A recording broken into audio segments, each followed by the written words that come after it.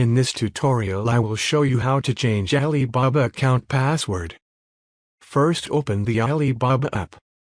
Make sure to log into your account. Tap on My Alibaba at the bottom right corner. Then tap on the gear icon at the top right. Here select Change Password. Now you need to verify your account.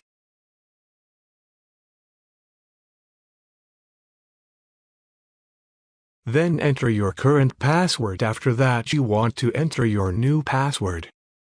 Once you have entered the new password, tap on the Next button. And then your Alibaba account password will be changed.